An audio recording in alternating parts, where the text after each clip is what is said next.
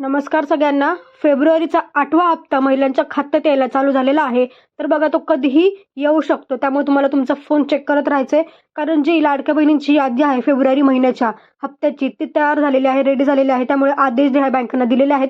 त्यामुळे तुमच्या खात्यात कधीही पैसे पडू शकतात. त्यामुळे तुम्हाला तुमचा SMS चेक करत राहायचंय.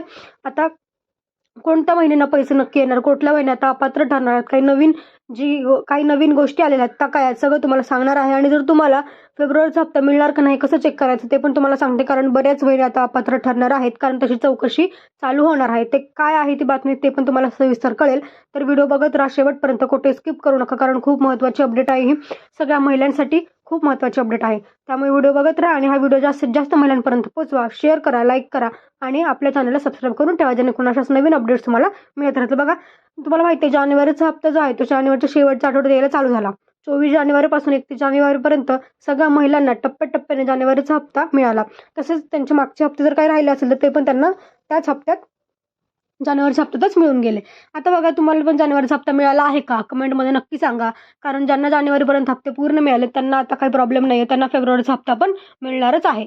आणि आता ज्यांना जानेवारीचा हप्ता नाही मिळाला त्यांचं काय, बघा, ज्यांना जानेवारीचा हप्ता नाही मिळाला त्यांच्यासाठी म्हणजे त्यांना जानेवारीचा हप्ता प्लस फेब्रुवारीचा हप्ता या फेब्रुवारीच्या हप्त्यासोबत मिळून जाईल. आता तुम्हाला आजपासून टप्प्याटप्प्याने महिलांच्या बँकेत पैसे येणार आहेत, कारण बँकांना सरकारने आदेश दिलेले आहेत, कधी पण डीबीटीद्वारे तुमच्या खात्यात पैसे पडू शकतात. आता तुम्ही म्हणताल की किती पैसे मिळणार, काय मिळणार, तर बघा, सध्या तरी तुम्हाला 1500 रुपयेच मिळणार आहे. 2100 रुपये तुम्हाला मार्चमध्ये जेव्हा अर्थसंकल्पीय अधिवेशन असेल त्यात बैठकीत जेव्हा निर्णय होईल तेव्हाच ते मिळणार. त्यामुळे सध्या तरी तुम्हाला काही 21 रुपये मिळणार आहे. आता बघा, तर काही महिलांची घरी घरी जाऊन चौकशी होणार आहे. बघा, लाडक्या बहिणीला थेट अपात्र करणार आहे. आता ते का अपात्र करणार आहे, त्याचं कारण काय ते पण मी तुम्हाला सांगते. पण आता काही महिला थेट अपात्र ठरणार आहेत, त्यांचा फेब्रुवारीचा हप्ता त्यांना मिळणार नाहीये किंवा इथून पुढच्या हप्ता त्यांना मिळणार नाही. ते अपात्र झाल्यानंतर आता का अपात्र होणार आहेत, काय आहे तर त्याची कारण ज्यात खूप महत्त्वाची कारण आहे, ते तुम्हाला कारण पण मी सांगणार आहे. कारण आता घरोघरी जाऊन ही जी पडताळणी होणार आहे. बघा, लाडक्या बहिणीच्या घरोघरी जाऊन ही तपासणी जी आहे होणार, ते कशाची तपासणी होणार आहे ते पण सांगते. कारण बरेच निकष आहेत, त्या निकषामध्ये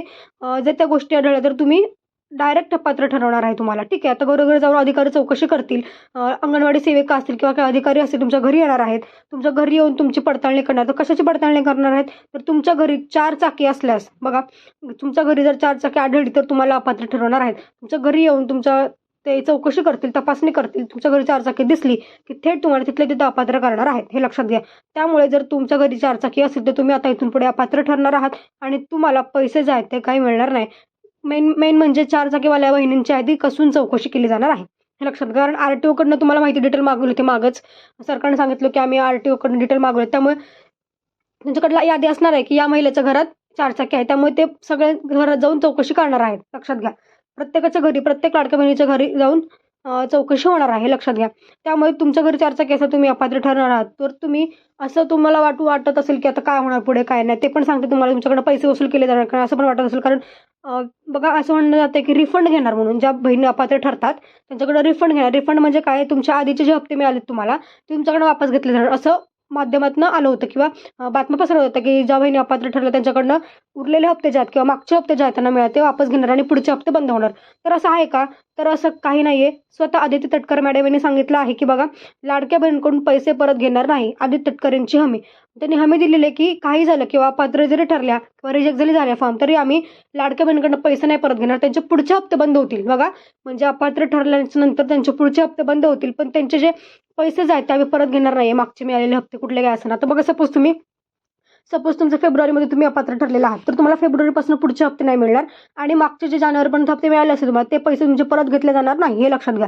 त्यामुळे अपात्र जर आहे तर टेन्शन नाही आहे, फक्त तुम्ही सापडले जाणार, लक्षात घ्या. पण तुम्ही स्वतःहून अर्ज पण मागे घेऊ शकता, ती पण जी आहे ती त्यांनी ऑनलाईन जी उपलब्ध करून दिलेला आहे प्लॅटफॉर्म तुम्हाला. जर तुम्ही अपात्र असेल किंवा तुमच्याकडे नवीन 4 चाकी आले असेल आत्ता, ठीक आहे, आणि तुम्ही फॉर्म भरायच्या आधी नसेल फॉर्म किंवा 2-3 महिने तुम्ही कार घेतली असेल तर ते तुम्ही त्याच्यामध्ये तुम्ही काय करू शकता, अर्ज मागे घेऊ शकता, लक्षात घ्या.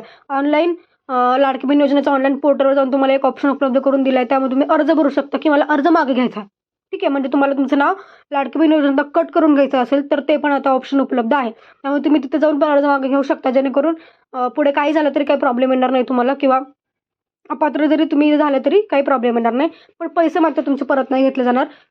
खूप अफवा पसरत होतो की पैसे परत घेणार, दंडासहित पैसे म्हणजे वसूल केले जाणार, असं हप्ता वसूल केला जाणार. पण असं काही नाही आहे. तुमचे पैसे वापस घेतले जाणार नाही. फक्त तुमचे हप्ते जे आहेत ते बंद होतील. तुमचं नाव लाडकी बहीण योजनेत कट होणार आहे, हे लक्षात घ्या. ठीक आहे, या गोष्टी आहेत बघा, लक्षात घ्या. आता घरोघरी जाऊन तुमच्या घरी अंगणवाडी सेविका असतील किंवा काही अधिकारी असतील तुमच्या घरी येतील, त्यांना व्यवस्थित कोऑपरेट करा, व्यवस्थित सांगा सगळं काय असेल. तुमचे काही काही कागदपत्र रेडी ठेवा, जसं की आधार कार्ड असेल, पॅन कार्ड असेल, तुमचं रेशन कार्ड असेल. ह्या गोष्टी आहेत, तुम्ही तुम्ही जवळ ठेवा, जेणेकरून त्यांनी मागितलं की तुम्हाला दाखवायला.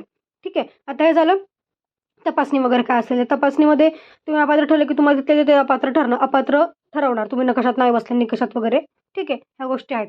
पण आता बघा, तुम्ही म्हणत असाल की फेब्रुवारीचा हप्ता नेमका कधी येणार आहे.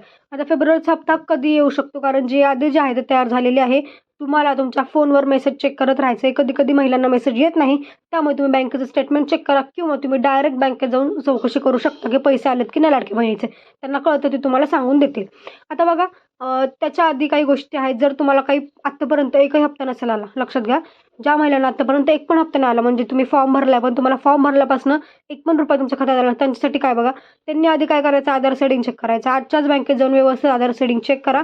कधी कधी तुम्ही केलं पण असेल, तुम्ही म्हणाल की मी केलं होतं वगैरे, पण केलं होतं माहिती आहे, पण ते कधी कधी इनॅक्टिव्ह होऊन जातं. खूप दिवसापूर्वी केलं असेल तुम्ही काय वगैरे अशा गोष्टी असतील तर ते कधी कधी इनॅक्टिव्ह होतं, तर ते परत एकदा ॲक्टिव्ह करावं लागेल तुम्हाला. त्यामुळे तुम्हाला बँकेत जाऊन परत एकदा ते प्रोसेस परत करावी लागणार आहे. तुम्ही बँकेत जा, आधी विचारा त्यांना, म्हणा की मला चेक करायचं माझं आधार सेडिंग.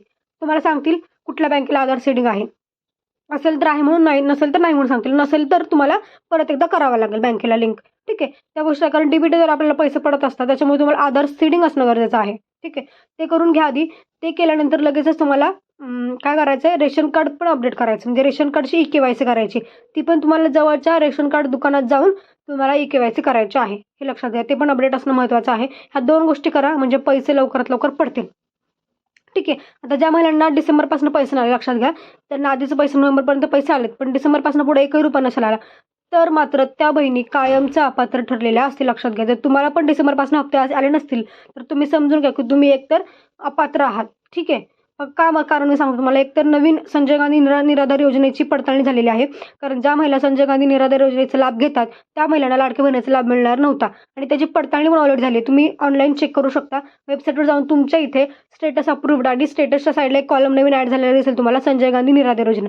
तिथे येस किंवा नो असे 2 ऑप्शन असणार आहेत. येस असेल तर तुम्ही मात्र योजनेचा बाद झालेला आहात, कारण तुम्ही ऑलरेडी त्या योजनेचा लाभ घेताय, म्हणजे संजय गांधी निराधार योजनेत तुम्ही लाभ घेताय, म्हणून तुम्ही लाडकी बहीण योजना कट झालेला आहे. येस असेल तर ठीक आहे. जर नो असेल तुमच्या पुढे तर काय प्रॉब्लेम नाही, तुम्ही कुठल्या योजनेचा लाभ नाही घेतला, तुम्ही फक्त लाडकी बहीण योजनेचा लाभ घेताय, त्यामुळे तुम्हाला पैसे मिळत राहतील. त्यामुळे डिसेंबरपासून कुणाला पैसे नाही आले त्यांनी कमेंटमध्ये सांगा, मी तुम्हाला सांगते. आणि स्टेटस चेक करा आधी. ठीक आहे, तुम्ही आधी ऑनलाईन जा, वेबसाईटवर जाऊन स्टेटस चेक करा, म्हणजे तुम्हाला कळेल की काय झालेलं आहे. ठीक आहे, तुम्हाला काही प्रॉब्लेम असतील, अडचणी असतील तर कमेंटमध्ये नक्की सांगा, कसं चेक करायचं काय, मी नक्की सांगते. कमेंट नक्की करा. धन्यवाद.